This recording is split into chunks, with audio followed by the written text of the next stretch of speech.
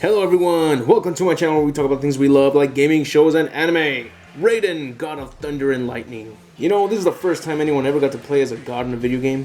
It's a little unfair to have the God of Thunder compete in a Mortal Kombat tournament, but he's Raiden. You don't talk back to Raiden. That's like talking back to Captain Planet.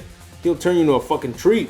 But I guess in this case, he'll zap your head till it explodes. But anyways, today I'll be showing you all 10 awesome facts you probably didn't know about Raiden, so sit back, offer your best Pokemon soul to the Dark Lord Raiden, and let's begin with the list. Number 10. Raiden was portrayed by Carlos Pesina in the first Mortal Kombat game. In fact, he reprised his role as Raiden for Mortal Kombat 2 and Trilogy, and then after the series turned into the 3D era, he continued to do the voice for Raiden for Deadly Alliance, Deception, and Armageddon, including the voice for Boraicho. Also, Carlos Pesina went on to wear the mocap suit, which happened to become the inspiration for the amazing, spectacular character himself, Mocap. But here's another interesting fact about Carlos Pesina. He's the younger brother of Daniel Pesina, aka Johnny Cage. So I guess you could say Johnny Cage is the older brother of Raiden, eh? Number 9. Raiden was not supposed to be in Mortal Kombat Deception. Just like the intro shows, Raiden self-destructs in an attempt to kill Onaga. So Raiden was supposed to be dead just like Shang Tsung and Quan Chi, which explains why they aren't in the game.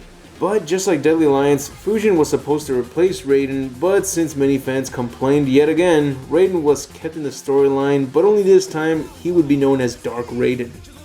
Number 8. In Mortal Kombat 2, Raiden was originally going to use his lightning staff as a weapon, but it wasn't included due to memory constraints. I'm guessing that if Raiden made it as a playable character in MK3 or Ultimate Mortal Kombat 3, then just like Jade, he would have been able to use his staff as a weapon in his combos. Number 7. In Mortal Kombat Deception's Conquest mode, there's a part where Shujinko has to do a quest for the ruler of Order Realm. The ruler states that Shujinko must find an agent by the name of Carlos Casino, a pun for Carlos Pesina.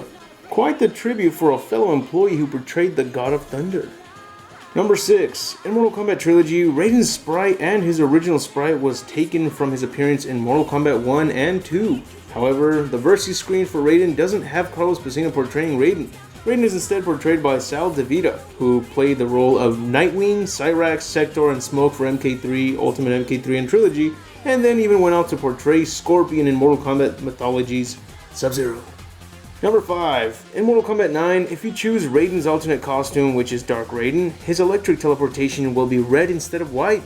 He also appears in a lot of character endings to MK9, and his fatality is called Just a Scratch, which is a reference to Monty Python and the Holy Grail, in which the Black Knight fights King Arthur, and after he gets dismembered, he says, "'Tis but a scratch," and Raiden does indeed dismember his opponent.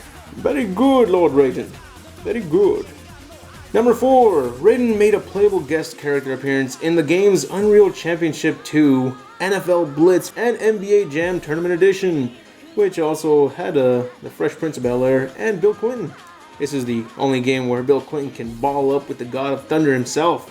Also, Kerry Hoskins was in NBA Jam Tournament Edition, so you can also include Sonya Blade in the guest appearance list. Number 3. In the first Mortal Kombat for the Super Nintendo, since the game was censored, the fatalities were changed to be less graphic. So for Raiden, instead of shocking the opponent's head and making it explode, in the SNES version, he shocks the opponent and turns them into ashes. Now, if you play as Raiden and kill the final opponent in the third endurance match with Raiden's fatality, Goro will appear gray just like the ashes of the character killed by his censored fatality. Number 2. Jeffrey Meek played one of the coolest live-action Raidens of all time. He played the role of Raiden in Mortal Kombat Conquest. He does an excellent job as Raiden, and he even plays the role of the Emperor himself, Shao Kahn.